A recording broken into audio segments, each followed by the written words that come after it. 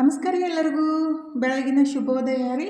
ಎಲ್ಲರೂ ಹೆಂಗದಿರಿ? ಆರಾಮದಿರೇನು? ನಾವು ಆರಾಮದೀವಿ ನೋಡ್ರಿ. ನೀವು ಎಲ್ಲರೂ ಆರಾಮದ್ರಿ ಅಂತೇಳಿ ಭಾವಿಸ್ತಾ ಇವತ್ತಿನ ಲಾಗ್ನ ಸ್ಟಾರ್ಟ್ ಮಾಡೋದು ಬರ್ರಿ. ಇದು 2 ದಿವಸದಿಂದ ಲಾಗ್ ಐತಿ ನೋಡ್ರಿ. ಮಂಗಳವಾರ ಮತ್ತು ಬುಧವಾರದ ಲಾಗ್ ಐತಿ. ಲಾಗ್ ಇಷ್ಟ ಆಗತ್ತಿದ್ರೆ ಲೈಕ್ ಮಾಡಿ, ಶೇರ್ ಮಾಡಿ, ಸಬ್ಸ್ಕ್ರೈಬ್ ಮಾಡ್ಕೊಂಡು ಸಪೋರ್ಟ್ ಮಾಡಿರಿ. ನೀವು ಸಪೋರ್ಟ್ ಮಾಡಿಬಿಟ್ರೆ ಆದಷ್ಟು ಬೇಗ ನಮ್ಮ ಫ್ಯಾಮಿಲಿನೂ ಒಂದು 10K ಆಗುತ್ತೆ. ಹಾಗಾಗಿ ಪಟ್ ಅಂತ ಸಬ್ಸ್ಕ್ರೈಬ್ ಮಾಡಿಕೊಂಡು ಲಾಗ್ ಇಷ್ಟ ಆಗತ್ತಿದ್ರೆ ಸಪೋರ್ಟ್ ಮಾಡಿರಿ. ಇದು ಮಂಗಳವಾರ ಬೆಳಗ್ಗೆ ನೋಡ್ರಿ ಫಸ್ಟಿಗಿದ್ರೆ ಇವತ್ತು ಎಲ್ಲ ಕೆಲಸ ಮುಗಿಸ್ಬಿಟ್ಟೇನೆ ಯೋಗ ಸ್ಟಾರ್ಟ್ ಮಾಡಿದ್ವಿ. ನಮ್ಮ ಮನೆಯವ್ರಿಗಂತೂ ಫಸ್ಟಿಗೆ ಎಲ್ಲ ಕೆಲಸ ಮುಗಿಸ್ಬಿಡ್ಬೇಕು, ಇಲ್ಲಾಂದರೆ ಅವರು ನೆಲ ಒರೆಸೋಕೆ ನಿಂತು ಬಿಡ್ತಾರೆ. ಹಾಗಾಗಿ ನಾನು ಎಲ್ಲ ಕೆಲಸ ಮುಗಿಸಿನೇ ಯೋಗನ ಮಾಡ್ರೈತೆ ಅಂಥೇಳಿ ಇವಾಗ ಟೈಮ್ 5:30 ಆಗೈತೆ ನೋಡ್ರಿ. ಇನ್ನೂ ಸಿಕ್ಕಾಪಟ್ಟೆ ಹೊರಗೆ ಕತ್ಲಿನೂ ಐತಿ. ನಮ್ಮ ಮನೆಯವ್ರೂ ನೆಲ ಒರೆಸ್ಬಿಟ್ಟು ಯೋಗ ಮಾಡಾಕತ್ತಿದ್ರು. ನಾನು ಭೀ ಹೊರಗಡೆ ರಂಗೋಲಿ ಎಲ್ಲ ಹಾಕಿಬಿಟ್ಟು ಯೋಗ ಎಲ್ಲ ಮುಗಿಸಿ ಜಳಕ ಮುಗಿಸಿ ಬಂದೆ ನೋಡ್ರಿ. ಇವಾಗಿದ್ರೆ ನಾಷ್ಟಕ್ಕೆ ಶಾವಿಗೆ ಉಪ್ಪಿಟ್ಟು ಮಾಡೋಣ ಅಂತೇಳಿ ಶಾವಿಗೆನೂ ಹುರಿದಿಟ್ಟಿದ್ದೆ. ಇನ್ನೂ ಟೈಮ್ ಇತ್ತು, ಇವಾಗ 7:30 ಆಗಿತ್ತು. ಅದಕ್ಕಾಗಿ ಫಸ್ಟಿಗೆ ಬೀಟ್ರೂಟ್ ಜ್ಯೂಸ್ ಮಾಡ್ಕೊಂಡು ಕುಡಿದ್ಬಿಟ್ಟನೆ. ಒಗ್ಗರಣೆ ಹಾಕಿದ್ರೆ ಐತಂತ ನಾನು ಬೀಟ್ರೂಟ್ ಜ್ಯೂಸ್ ಮಾಡಾಕಂತೀನಿ ನೋಡ್ರಿ. ನನಗೆ ಜಾಸ್ತಿ ಇಷ್ಟ ಆಗುತ್ತೆ, ಆದರೆ ಮಾಡ್ಕೊಂಡು ಕುಡಿಲಾರ ಬಿಟ್ಟಕ್ಕೆ ಬಿಟ್ಟಿರ್ತೀನಿ.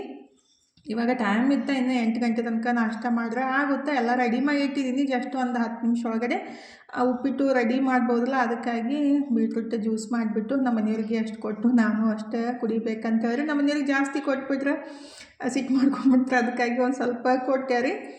ಅಂದರೆ ಜಾಸ್ತಿ ಕುಡಿಯೋಂಗಿಲ್ಲ, ಸುಮ್ಮನೆ ಮಾಡಿರ್ತೀನಿಲ್ಲ. ಬೀಟ್ರೂಟ್ ಜ್ಯೂಸ್ ಆರೋಗ್ಯಕ್ಕೆ ಒಳ್ಳೆಯದು. ಮಕ್ಕಳು ಕುಡಿಯೋಂಗಿಲ್ಲ ರೀ, ನಾನು ಮತ್ತು ನಮ್ಮ ಮನೆಯವರು ಅಷ್ಟೇ ಕುಡಿಯೋದು. ಅದಕ್ಕಾಗಿ ಅವ್ರಿಗೆ ಕೊಟ್ಟು ನಾನು ಕುಡಿದ್ಬಿಟ್ಟು ಈಗಿದ್ರೆ ಈ ಕಡೆ ಶಾವಿಗೆ ಉಪ್ಪಿಟ್ಟನ್ನು ರೆಡಿ ಮಾಡಿದೆ ನೋಡ್ರಿ. ಇನ್ನು ಉಪ್ಪಿಟ್ಟು ರೆಡಿ ಮಾಡಿ ಎಲ್ಲರಿಗೆ ನಾಷ್ಟಕ್ಕೆ ಹಾಕಿ ಕೊಡಾಕಂತೀನಿ. ಇವಾಗ ಬೆಳಗಿಂದ ರೂಟೀನ್ ಕಂಪ್ಲೀಟ್ ಆಯ್ತು ನೋಡ್ರಿ.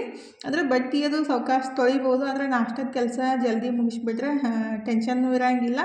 ಬೀಟ್ರೂಟ್ ಅದು ಏನು ಜ್ಯೂಸ್ ಮಾಡಿ ಇಟ್ಟಿದ್ದೆ ಅಲ್ರಿ, ಅದನ್ನ ಇಟ್ಟಿದ್ದೀನಿ. ಏನಾದರೂ ಚಪಾತಿ ಅದು ಮಾಡ್ಬೋದು, ವೇಸ್ಟ್ ಮಾಡೋದು ಬೇಡ ಅಂತೇಳಿ. ಜಾಸ್ತಿ ಇತ್ತಲ್ಲ ಅಂದ್ರೆ ನಾನು ಸ್ವಲ್ಪ ಇದ್ಬಿಟ್ರೆ ಚೆಲ್ಲಿ ಬಿಟ್ಟಿರ್ತೀನಿ. ಜಾಸ್ತಿ ಇದ್ದಾಗೇನಿತ್ತಲ್ಲ ಅಂದ್ರೆ ಪೂರ್ತಿ ರಸ ಎಲ್ಲ ಬಂದಿರಲ್ಲ ರೀ. ಒಂದು ದೊಡ್ಡ ಬೀಟ್ರೂಟ್ ಇರುತ್ತಲ್ಲ, ಹಾಗಾಗಿ ಅದನ್ನ ಸ್ವಲ್ಪ ರಸನ ತೊಗೊಂಡ್ಬಿಟ್ಟು ಇನ್ನು ಅದು ಇರುತ್ತಲ್ಲ ಅದನ್ನ ಇಟ್ಟಿದ್ದೆ ಹಾಗೆ. ಈಗ ಮಧ್ಯಾಹ್ನ ಊಟಕ್ಕೆ ಇದನ್ನ ಬಳಸ್ಬಿಟ್ಟು ತಾಲಿಪಟ್ಟಿ ಥರ ಮಾಡಿ ಕೊಡಾಕಂತೀನಿ ನೋಡ್ರಿ. ಮನ್ಯಾಗ ಕಾಯಿಪಲ್ಯನೂ ಇದ್ದಿಲ್ಲ, ಕ್ಯಾಬೇಜ್ ಅಷ್ಟೇ ಇತ್ತು. ಹಾಗಾಗಿ ಆ ಕ್ಯಾಬೇಜ್ನ ಹಾಕಿಬಿಟ್ಟು ತಾಲಿಪಟ್ಟಿ ಥರ ಮಾಡಿಕೊಟ್ರೆ ಟೇಸ್ಟೂ ಇರುತ್ತೆ ರೀ, ಮತ್ತು ಆರೋಗ್ಯಕ್ಕೂ ಒಳ್ಳೆಯದು.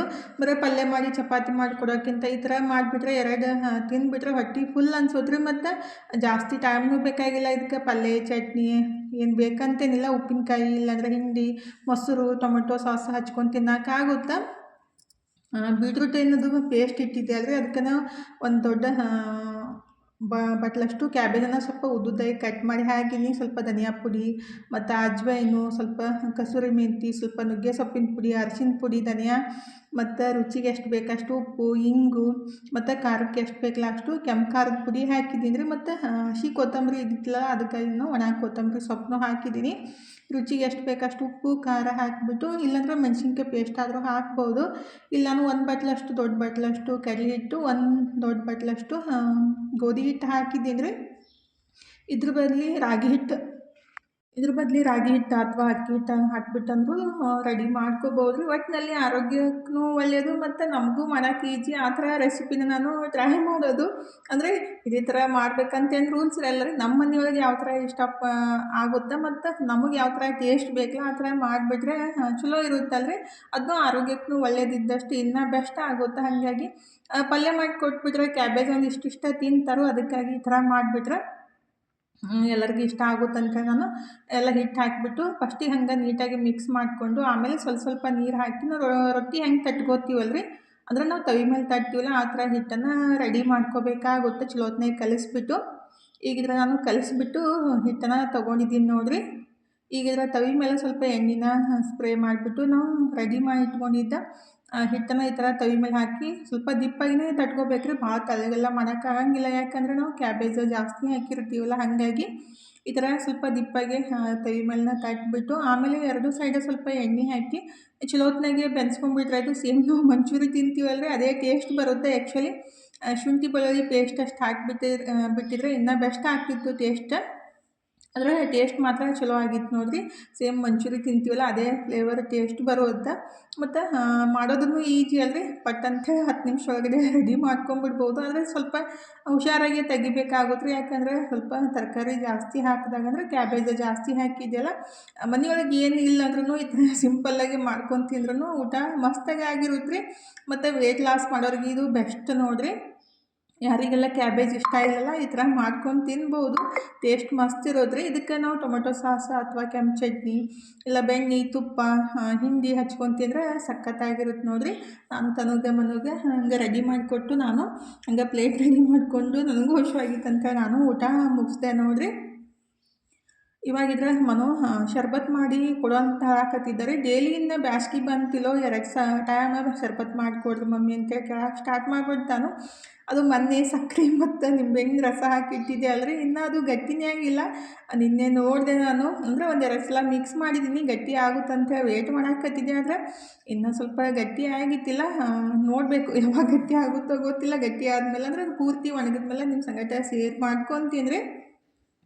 ಅವನಿಗಂತೂ ಡೈಲಿ ಶರ್ಬತ್ ಮಾಡಿ ಕೊಡಬೇಕು ಈಗ ಬ್ಯಾಸ್ಗೆ ಒಳಗೆ ರೀ. ಹಂಗೆ ಶರ್ಬತ್ತ ರೆಡಿ ಮಾಡಿ ಮನಗೂ ಕೊಟ್ಟಿಂದ ನಾನು ಇವಾಗ ಟೈಮ 7 ಗಂಟೆ ಆಗಿ ಬಂದಿತ್ತು ನೋಡಿರಿ. ನನಗೂ ಪೀರಿಯಡ್ ಆಗಿತ್ತು, ಹಂಗಾಗಿ ಮತ್ತು ಜಳಕ ಎಲ್ಲ ಮುಗಿಸ್ಬಿಟ್ಟು ಏನಾದ್ರು ಮಾಡಿಕೊಡ್ರಿ ಮಮ್ಮಿ ತಿನ್ನಕ್ಕಂತ ಮನು ಕೇಳಾಕತ್ತಿದ್ರು. ಇವಾಗ ಏನು ಮಾಡೋಕ್ಕೆ ಮನಸ್ಸು ಇದ್ದಿತ್ತಿಲ್ಲ ರೀ, ಫುಲ್ ಬ್ಯಾಸ್ರ ಅಂತ ಅನ್ಸಾಕತ್ತಿತ್ತು. ಹಾಗಾಗಿ ಸ್ವಲ್ಪ ಶೇಂಗಾನ ಹುರಿದ್ಬಿಟ್ಟು ಅದಕ್ಕೆ ಸ್ವಲ್ಪ ನೀರು ಮತ್ತು ಉಪ್ಪನ್ನು ಮಿಕ್ಸ್ ಮಾಡಿಬಿಟ್ಟು ಹಾಕಿ ಹುರಿದ್ಬಿಟ್ರೆ ಆಯಿತು. ಸೇಮ್ ಉಪ್ಪಿನ ಶೇಂಗಾ ಇರ್ತಾವಲ್ರಿ ಹೊರಗಡೆಯಿಂದ, ಅದೇ ಥರ ಟೇಸ್ಟ್ ಬರ್ತಾವೆ. ಹಾಗಾಗಿ ಅದೇ ರೆಡಿ ಮಾಡಿ ಕೊಟ್ರೆ ಆಯಿತು. ಸಿಂಪಲ್ಲಾಗಿರುತ್ತೆ, ಜಸ್ಟ್ ಏನು ಒಂದು 5 ನಿಮಿಷ ಒಳಗಡೆ ರೆಡಿ ಆಗ್ತಾವಂತ ರೆಡಿ ಮಾಡಿ ಕೊಡಾಕಂತೀನಿ ನೋಡಿರಿ. ಮಕ್ಳಿಗೆ ಏನಾದರೂ ಸಂಜೆ ಆಯ್ತು ತಿನ್ನಕ್ಕೆ ಬೇಕು ಅಂತ ಕೇಳಕ್ಕೆ ಸ್ಟಾರ್ಟ್ ಮಾಡಿಬಿಡ್ತಾರೆ. ಅವಾಗ ಈ ಥರ ಮಾಡಿಕೊಟ್ರೆ ಅವರಿಗೆ ಖುಷಿ ಆಗುತ್ತೆ. ಹಂಗಾಗಿ ರೆಡಿ ಮಾಡಿ ಕೊಟ್ಬಿಟ್ಟು ನಾನು ಈ ಕಡೆ ಅಡುಗೆನೂ ರೆಡಿ ಮಾಡಿದೆ ನೋಡಿರಿ. ಇದೊಂದು ದೊಡ್ಡ ಕೆಲಸನ, ಸಂಜೆ ಮುಂದಾಗೆ ಅಡುಗೆ ಮಾಡೋದು ಬೇಸರ ಬಂದಿರ್ತೈತೆ ಒಂದೊಂದ್ಸಲ. ಹಾಗಾಗಿ ಈ ಥರ ಸಿಂಪಲ್ಲಾಗಿ ಪಟ್ ಅಂತ ಕಿಚಡಿ ಮಾಡಿಬಿಟ್ರೆ ಬೆಸ್ಟ್ ಆಗುತ್ತೆ ನೋಡಿರಿ. ಅದು ಜೋಳದ ನುಚ್ಚಿನಿಂದ, ಅಂದರೆ ರೊಟ್ಟಿ ಅಂದರೆ ತನಗೆ ಇಷ್ಟ ಆಗಂಗಿಲ್ಲ, ಹಾಗಾಗಿ ಈ ಥರ ಮಾಡಿಬಿಟ್ರೆ ಅದು ಈಜಿಯಾಗಿ ಡೈಜೆಷನ್ನು ಆಗುತ್ತೆ ಮತ್ತು ನಮಗೂ ಮಾಡೋದು ಈಜಿ ರೀ. ಆಲ್ರೆಡಿ ನಾನು ಯಾವ ಥರ ಮಾಡ್ತೀನಂತ ಭಾಳ ಸಲ ಶೇರ್ ಮಾಡ್ಕೊಂಡಿದ್ದೀನಿ, ಹಾಗಾಗಿ ಇದನ್ನ ಶೇರ್ ಮಾಡ್ಕೊಳಕ್ಕೆ ಹೋಗಲಿಲ್ಲ ರೀ. ಎಲ್ಲರಿಗೆ ಹಾಕಿಕೊಟ್ಟು ನಾನು ಊಟ ಮಾಡಿ ಮನ್ಕೊಂಬಿಟ್ಟೆ ರೀ. ಇದು ನೆಕ್ಸ್ಟ್ ಡೇ ನೋಡಿರಿ, ಅಂದರೆ ಬುಧವಾರ ಬೆಳಗ್ಗೆ ಟೈಮ 5:30 ಆಗಿತ್ತು. ನೀರು ಸಿಂಟ್ಯಾಕ್ಸ್ ಒಳಗೆ ಖಾಲಿ ಆಗಿದ್ದು ರೀ. ಹಾಗಾಗಿ ನೀರು ತುಂಬಕ್ಕೆ ಚಾಲೂ ಮಾಡಿದ್ರೆ ನಮ್ಮ ಮನೆಯವರು ಬೋರ್, ಹಾಗಾಗಿ ಈಗ ಕುಡಿಯಾಕೂ ಹಂಗೆ ನೀರು ತುಂಬಿಟ್ರೈತಂತ ನಾನು ಕುಡಿಯಾಕ ನೀರು ತುಂಬಿ ಇಡಾಕಂತೀನಿ ನೋಡಿರಿ. ನೀರು ಚಾಲೂ ಮಾಡಿದಾಗನ ಡೈಲಿ ಒಂದು ಸಲ ತುಂಬಿಡೋದು, ತೊಳೆದ್ಬಿಟ್ಟು. ಇವು ತಾಮ್ರದ ಏನು ಪಾತ್ರೆಗಳು ಇರ್ತಾವಲ್ರಿ, ಹಂಗೆ ತುಂಬಿಬಿಟ್ಟು ನಾವು ಇಟ್ಬಿಟ್ಟಿವಿ ಅಂದರೆ ಜಲ್ದಿನೇ ಮ್ಯಾಲೆ ಕಪ್ಪು ಕಲಿಯೆಲ್ಲ ಬಿದ್ದುಬಿಡ್ತಾವೆ. ಹಾಗಾಗಿ ಒಂದು ಒಣ ಬಟ್ಟೆಲೇ ಒರೆಸಿಬಿಟ್ರಾಯ್ತು ಒಂದು 15 ದಿವಸ ತನಕ, ಅಂದರೆ ಒಂದು ವಾರ 15 ದಿವಸ ತನಕ ಮ್ಯಾಲೆ ಸ್ವಲ್ಪ ಚಲೋ ಅಂತ ಅನ್ಸುತ್ತೆ ರೀ. ಬರೀ ಸೋಪ್ ಹಚ್ಚಿ ತೊಳೆದ್ಬಿಟ್ರೆ ಆಗುತ್ತೆ, ಅಂದರೆ ಡೈಲಿ ತೊಳ್ಯಾಕಾಗಂಗಿಲ್ಲ, ಪಿತಾಂಬರಿ ಸಬೀನ ಹಚ್ಚಿ. ಹಾಗಾಗಿ ಆ ಥರ ಮಾಡೋದು. ಈಗಿದ್ರೆ ನೀರನ್ನು ಎಲ್ಲ ತುಂಬಿಟ್ಟು ಹೊರಗಡೆ ನೀರೆಲ್ಲ ಹಾಕಿ ರಂಗೋಲಿ ಹಾಕಾಕಂತೀನಿ ನೋಡಿರಿ. ಇವಾಗೂ ಟೈಮ್ 5:30 6 ಗಂಟೆ ಹಾಕಿ ಬಂದಿರ್ಬೇಕು ಅನ್ಸುತ್ತೆ. ಅಂದರೆ 5 ಗಂಟೆಗೆ 40 ನಿಮಿಷ 45 ನಿಮಿಷ ಆಗಿತ್ತು. ಆಲ್ಮೋಸ್ಟ್ ಎಲ್ಲ ಕೆಲಸ ಮುಗೀತು. ನಾನು ನೀರು ತುಂಬಾಕತ್ತಿದ್ದೆ, ನಮ್ಮ ಮನೆಯವರು ಇದ್ರನ್ನೆಲ್ಲ ಒರೆಸಾಕತ್ತಿದ್ರು. ಈ ಕಡೆ ನಾನು ಹೊರಗಡೆ ನೀರು ಹಾಕಿ ರಂಗೋಲಿನೂ ಹಾಕಿ ಕೆಲಸ ಮುಗಿಸ್ದೆ ನೋಡಿರಿ. ರಂಗೋಲಿ ಹಾಕಿ ಸ್ವಲ್ಪ ಯೋಗಾನೂ ಮಾಡಬೇಕಂತ ಅಂದ್ಕೊಂಡೆ, ಆದರೆ ಕೆಲಸ ನೆನಪಾಯಿತು. ಅಂದರೆ ಫ್ರಿಜ್ ಸ್ವಲ್ಪ ಕ್ಲೀನ್ ಮಾಡ್ಕೋಬೇಕಾಗಿತ್ತು ರೀ. ಹಾಗಾಗಿ ಮತ್ತು ಕಾಯಿಪಲ್ಯಕ್ಕೆ ಬೇರೆ ಹೋಗ್ಬೇಕಾಗೈತಿ, ಅದಕ್ಕಾಗಿ ಅದನ್ನ ಕ್ಲೀನ್ ಮಾಡ್ಕೊಂಡ್ರಾಯ್ತಾ ಅಂಥೇಳಿ ನಾನು ಇಲ್ಲಿ ಮನೆಯೊಳಗನ ಒಂದು ಲಿಕ್ವಿಡ್ ರೆಡಿ ಮಾಡ್ಕೊತೀನಿ ರೀ. ಸ್ವಲ್ಪ ನೀರನ್ನು ಕುದಿಸ್ಬಿಟ್ಟು ಅದಕ್ಕೆ ಸ್ವಲ್ಪ ನಿಂಬೆಹಣ್ಣು 1-2 ಕಟ್ ಮಾಡಿದ್ದು, ಅಂದ್ರೆ ರಸ ತೆಗ್ದಿದ್ದಿದ್ರು ನಡಿತೈತಿ. ಅದನ್ನ ಮತ್ತು ಸ್ವಲ್ಪ ಅಡುಗೆ ಸೋಡಾ, ಸ್ವಲ್ಪ ವಿಮ್ ಲಿಕ್ವಿಡ್ ಹಾಕಿಬಿಟ್ಟು ಸ್ವಲ್ಪ ನೀಲಗಿರಿ ಎಣ್ಣೆ ಅಥವಾ ಯಾವುದಾದ್ರೂ ಎಸೆನ್ಸ್ ಹಾಕಿದ್ರೂ ನಡಿತೈತ್ರಿ. ಅದನ್ನ ಸೋಸಿಬಿಟ್ಟು ಈ ಥರ ಸ್ಪ್ರೇ ಬಾಟ್ಲೊಳಗೆ ಹಾಕಿಟ್ಟು ನಮ್ಗೆ ಬೇಕಂದಾಗ ಯೂಸ್ ಮಾಡ್ಕೋಬೋದು ನೋಡಿರಿ. ಹೊರಗಡೆಯಿಂದ ತರೋ ಅವಶ್ಯಕತೆ ಇಲ್ಲ, ಇದನ್ನು ನೀಟಾಗಿ ಕ್ಲೀನ್ ಆಗುತ್ತೆ. ಮತ್ತು ಈ ಥರ ರೆಡಿ ಮಾಡಿ ನಾವು ಸ್ಪ್ರೇ ಮಾಡಿ ಗ್ಯಾಸ್ ಸ್ಟವ್ ಒರೆಸೋದ್ರಿಂದ ಜಿಟ್ಟಿ ಜಂಡ್ಗನೂ ಆಗಂಗಿಲ್ಲ ರೀ. ರಾತ್ರಿ ಈ ಥರ ಅದನ್ನ ಸ್ಪ್ರೇ ಮಾಡಿ ಒರೆಸಿಬಿಟ್ರೆ ಈಗಿದ್ರೆ ಅದನ್ನೇ ರೆಡಿ ಮಾಡಿಕೊಂಡು, ಅಂದರೆ ಫ್ರಿಜ್ ಕ್ಲೀನ್ ಮಾಡೋಕ್ಕೆ ಬೇಕಾಗಿತ್ತು, ಅದಕ್ಕಾಗಿ ಖಾಲಿ ಆಗಿತ್ತಂತ ನಾನು ರೆಡಿ ಮಾಡಿ ಫಸ್ಟಿಗೆಲ್ಲ ಗ್ಯಾಸ್ ಕಟ್ಟಿ ಎಲ್ಲ ನೀಟಾಗಿ ಒರೆಸ್ಕೊಂಡ್ರಾಯ್ತಂತ ಒರ್ಸಾಕಂತೀನಿ ನೋಡಿರಿ. ಬೆಳಗ್ಗೆ ಅಂತೂ ನಾವು ರಾತ್ರಿ ಒರೆಸಿಟ್ರೂ ಬೆಳಗ್ಗೆ ಒಂದು ಸಲ ಒರೆಸ್ಕೊಂಡ್ಬಿಟ್ರೇ ಸಮಾಧಾನ ಆಗುತ್ತೆ. ಇಲ್ಲಾಂದ್ರೆ ಅದು ಏನಂತಾರೋ ಮತ್ತು ಹಾಗೆ ಹೊಲಸು ಅನ್ನಿಸ್ತಾ ಇರ್ತೈತ್ರಿ. ರಾತ್ರಿ ಎಲ್ಲ ಸ್ವಲ್ಪ ಏನಾರ ಹಲ್ಲಿ ಅದು ತಿರುಗಾಡಿರ್ತಾವಂತ ನಾನು ಆ ಥರ ಮಾಡೋದು. ಈಗೆಲ್ಲ ನೀಟಾಗಿ ಅದನ್ನ ಸ್ಪ್ರೇ ಮಾಡಿಬಿಟ್ಟು ಗ್ಯಾಸ್ ಕಟ್ಟಿ ಮತ್ತು ಗ್ಯಾಸ್ ಸ್ಟವ್ ಎಲ್ಲ ಒರ್ಸಾಕಂತೀನಿ ನೋಡಿರಿ. ಇದನ್ನೆಲ್ಲ ಕ್ಲೀನ್ ಮಾಡ್ಕೊಂಡ್ಬಿಟ್ಟು ಇನ್ನು ಫ್ರಿಜ್ ಅಷ್ಟು ಕ್ಲೀನ್ ಮಾಡಬೇಕು ಅಂದರೆ ಏನಂತಾರೋ ಏನೋ ಹೇಳ್ಬೇಕಂತ ನೆನಪೇ ಆಗಂಗಿಲ್ಲ. ಒಂದೊಂದ್ಸಲ ಏನೋ ಹೇಳ್ಬೇಕಂತ ಅಂದ್ಕೊಂಡಿರ್ತೀನಿ. ಈಗಿದ್ರೆ ಎಲ್ಲ ನೀಟಾಗಿ ಗ್ಯಾಸ್ ಕಟ್ಟಿ ಎಲ್ಲ ಕ್ಲೀನ್ ಮಾಡ್ಕೊಂಡ್ಬಿಟ್ಟು ಫೈನಲಿ ಫ್ರಿಜ್ಜನ್ನು ಸ್ವಚ್ಛ ಮಾಡೋಣ ಅಂತ ಸ್ಟಾರ್ಟ್ ಮಾಡಿದ್ದೀನಿ ನೋಡಿರಿ. ಕಾಯಿಪಲ್ಲೆ ಎಲ್ಲ ಖಾಲಿ ಆಗಿತ್ತ.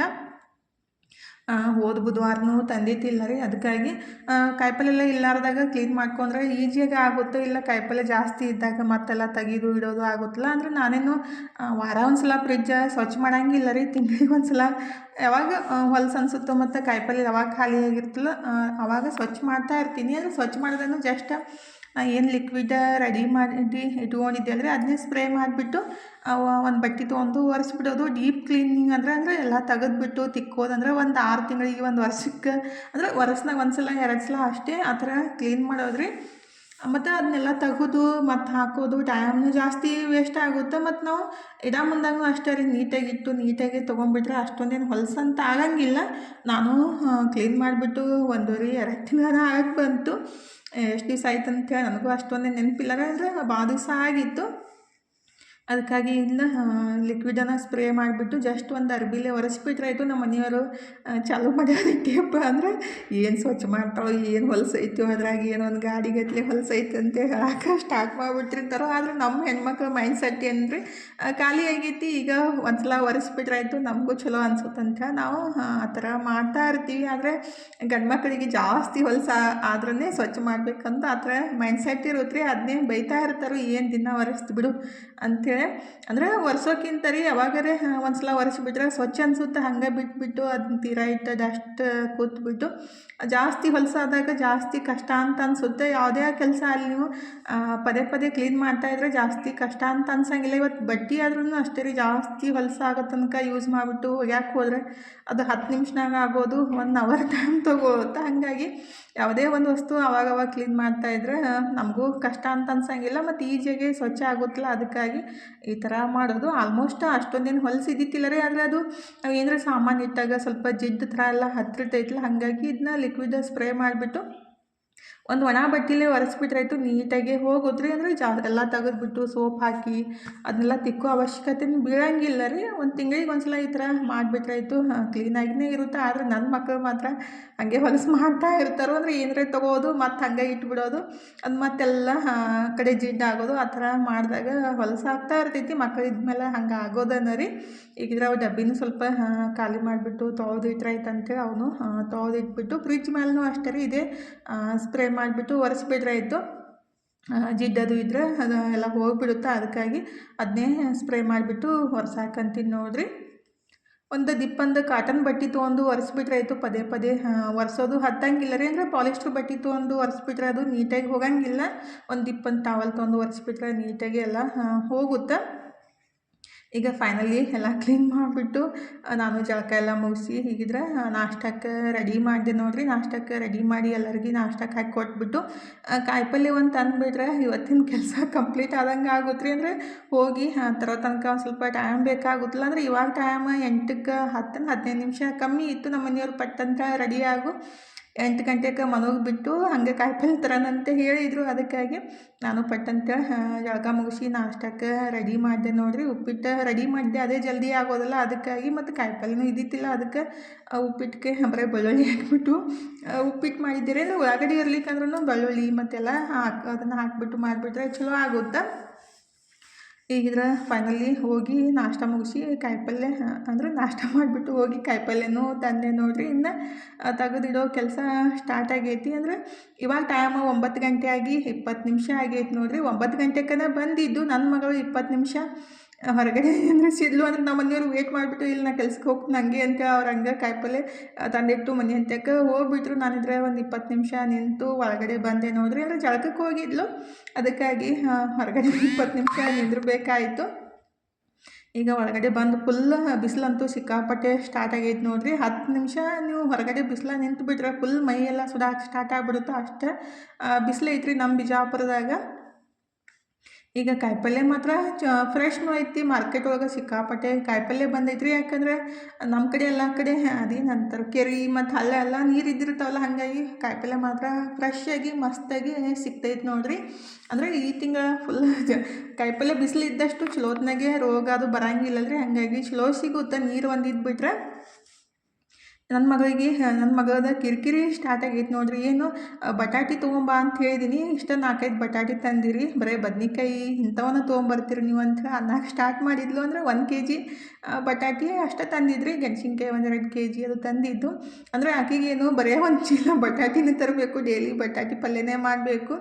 ಹಾಗಾಗಿ ಆ ಥರ ಅನ್ನಕತ್ತಿದ್ಲು. ಅಂದರೆ ಬರೀ ಬಟಾಟೋ ಜಾಸ್ತಿ ತಿಂದ್ಬಿಟ್ರೂ ಫ್ಯಾಟ್ ಆಗುತ್ತಂತ ಹೇಳ್ತಾರೆ, ನನಗೂ ಅಷ್ಟೊಂದೇನು ಗೊತ್ತಿಲ್ಲ. ಆದರೆ ಸೊಪ್ಪು ತರಕಾರಿ ಆ ಥರ ತಿನ್ನಬೇಕು, ನೀನು ಬರೀ ಬಟಾಟಿ ಅಂಥೇಳಿ ನಮಗೂ ಅದನ್ನೇ ತಿನ್ನಿಸ್ಬಿಟ್ಟು ನಮ್ಮನ್ನು ದಪ್ಪ ಮಾಡ್ತೀನಿ, ನೀನು ದಪ್ಪ ಆಗ್ತಿ ಅಂತೇಳಿ ಹಾಗೆ ತನಗೆ ಬೈಕು ಅಂತಲೇ ಕಾಯಿಪಲ್ಯ ತೆಗ್ಯಾಕತ್ತಿದ್ದೆ ನೋಡ್ರಿ.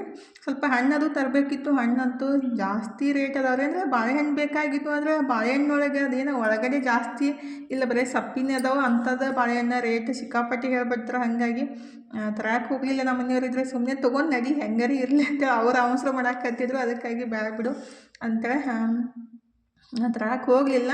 ಮನೆಗೆ ಬಂದ ಕೂಡಲೇ ಬೈಸ್ಕೋದು, ನೀ ಏನು ತೊಗೊಳಲ್ಲ ಬಿಡು, ಬರೀ ಹಿಂಗೆ ಮಾಡ್ತಿ ಅಂತೇಳಿ ಇಷ್ಟೆಲ್ಲ ತಂದುಬಿಟ್ರು ಇನ್ನೂ ತೊಗೊಳಂಗಿಲ್ಲ ಅಂತ ಇರ್ತಾರೆ. ಅಂದರೆ ಬೇಕಾಗಿದ್ದು ತೊಗೊಳ್ಬಿಟ್ಟು ಬೇಡಾಗಿದ್ದ ಎಲ್ಲ ತೊಗೋತಿರ್ತಿ ಅಂಥೇಳಿ. ಅಂದರೆ ಗೆಣಸಿನ್ಕಾಯಿ ಅದು ತಿನ್ನಬೇಕು, ಬಾಳೆಹಣ್ಣು ಬರೀ ಸಪ್ಪಿ ಒಳಗಡೆ ಏನೂ ಜಾಸ್ತಿ ಇರಲ್ಲ, ಇನ್ನು ಗೆಣಸಿನ್ಕಾಯಿ ತಿಂದ್ರೆ ಒಳ್ಳೇದಲ್ರಿ, ಅದಕ್ಕಾಗಿ ಗೆಣಸಿನ್ಕಾಯಿ ಅದು ತಂದಿದ್ದು. ಇವಾಗ ಏನು ಮಾಡೀನಿ ಅಂದ್ರೆ ನಾನು ಕಿತಾಪತಿ ಕೆಲಸ, ಗ್ಯಾಸ್ ಸಣ್ಣ ಇಟ್ಬಿಟ್ಟಿದ್ದೀನಿ. ಅಂದರೆ ಅದು ಗ್ಯಾಸ್ ಸಣ್ಣ ಮಾಡಿದ ತಕ್ಷಣ ಆರಿಬಿಡುತ್ತೆ ರೀ, ಹಾಗಾಗಿ ಅದನ್ನ ನೋಡ್ಕೊಂಡೇ ಇಲ್ಲ ನಾನು ಅಡುಗೆ ಮನೆಯೊಳಗೆ. ಇವಾಗ ಬಂದ ತಕ್ಷಣ ಫುಲ್ ಸ್ಮೆಲ್ ಬರಾಕತ್ತಿತ್ತು, ಅವಾಗ ನೋಡ್ತೀನಿ ಗ್ಯಾಸ್ ಸಣ್ಣಗೆ ಚಾಲೂನೇ ಇತ್ತು. ಹಂಗೆ ಆಗುತ್ತೆ ಕೆಲವೊಂದು ಸಲ.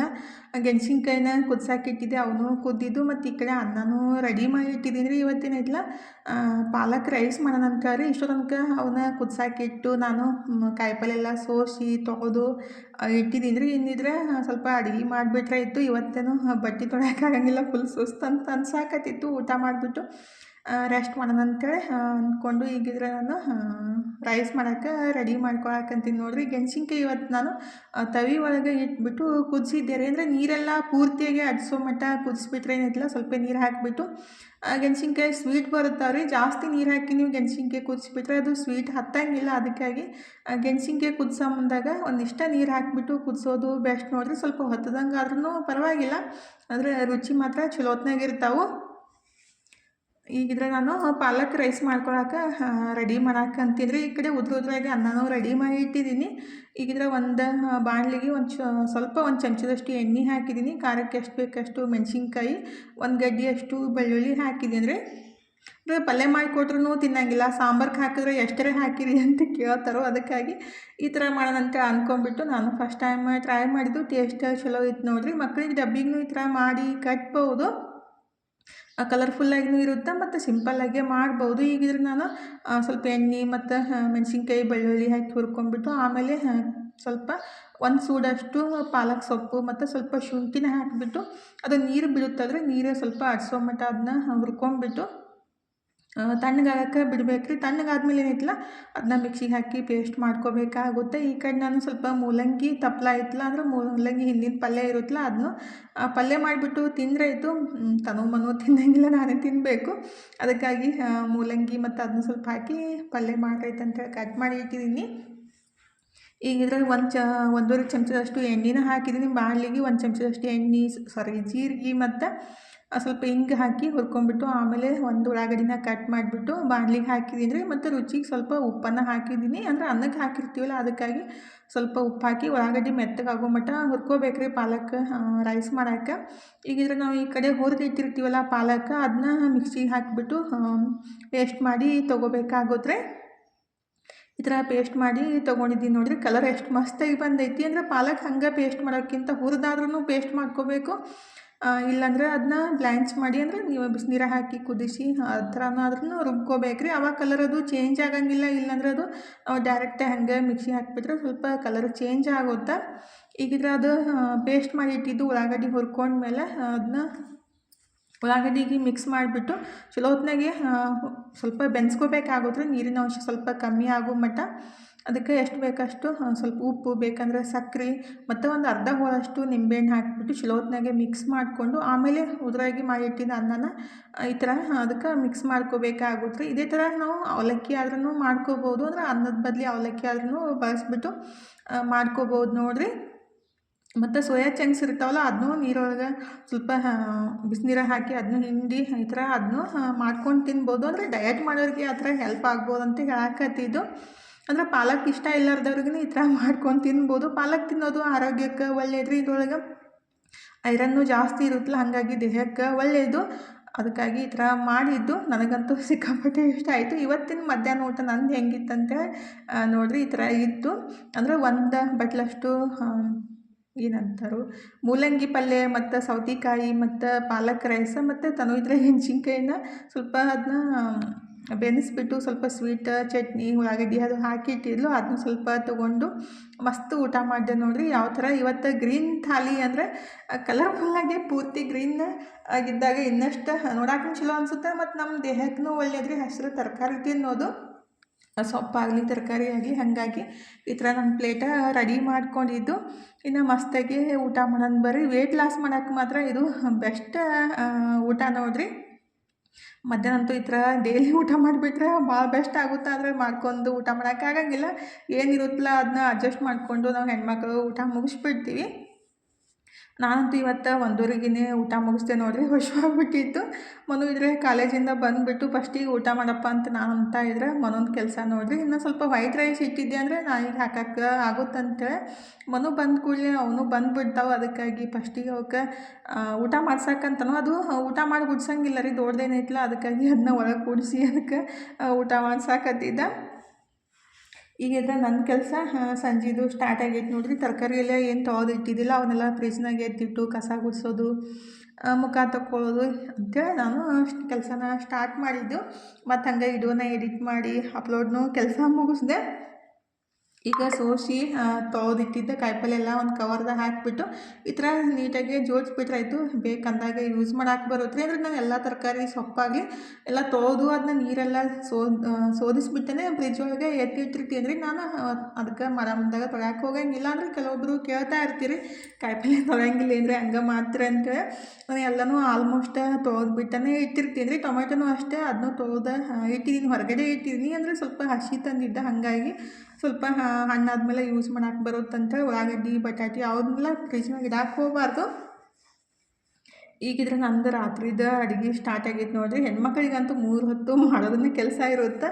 ಇವತ್ತು ತನು ಪಾನಿಪುರಿ ಮಾಡಿಕೊಟ್ಟಿದ್ಲು. ನಾನು ತನು ಮತ್ತು ಮನು ತಿಂದ್ವಿ. ಮನುಗೆ ಅಷ್ಟೊಂದು ಪಾನಿಪುರಿ ಇಷ್ಟ ಆಗಲ್ಲಾಗೈತಿ, ಹಾಗಾಗಿ ಒಂದು ಸ್ವಲ್ಪ ತಿಂದಿದ್ದು. ಏನಾದರೂ ಮಾಡಿರಿ ಮಮ್ಮಿ ಅಂತ ಹೇಳಕತ್ತಿದ್ದೆ. ಅಂದರೆ ಮಧ್ಯಾಹ್ನ ಬರೀ ರೈಸ್ ತಿಂದಿದ್ದಲ್ಲ, ಹಾಗಾಗಿ ರೊಟ್ಟಿರ ಚಪಾತಿರ ಮಾಡಿರಿ ಮಮ್ಮಿ ಅಂತ ಅನ್ನಕತ್ತಿದ್ದೆ. ಅದಕ್ಕಾಗಿ ನಾನು ಜೋಳದ ಹಿಟ್ಟು ಖಾಲಿ ಆಗಿತ್ತು, ಅಂದರೆ ಬೀಸ್ಕೊಂಬರ್ಬೇಕಿತ್ತು. ಸಜ್ಜಿ ಹಿಟ್ಟಿತ್ತಂತ ಸಜ್ಜಿ ರೊಟ್ಟಿ ಮಾಡಕ್ಕಂತೀನಿ ನೋಡಿರಿ. ಇದನ್ನು ಬೇಯಿಸಿ ಭಾಳ ದಿವಸ ಆಯಿತು, ಅದಕ್ಕಾಗಿ ರೊಟ್ಟಿನೂ ಇದನ್ನೇ ಮಾಡ್ರೈತಂತ ಮಸ್ತಾಗಿ ಒಂದಿಷ್ಟು ರೊಟ್ಟಿ ಮಾಡ್ರೈತಂತ ರೊಟ್ಟಿನೂ ಮುಗಿಸ್ದೆ ನೋಡಿರಿ. ಬದ್ನಿಕಾಯಿ ಸುಟ್ಟು ಕೊಟ್ಟಿದ್ದೆ, ಮನು ಇದ್ರೆ ಭರ್ತಾ ಮಾಡಿದ್ದ.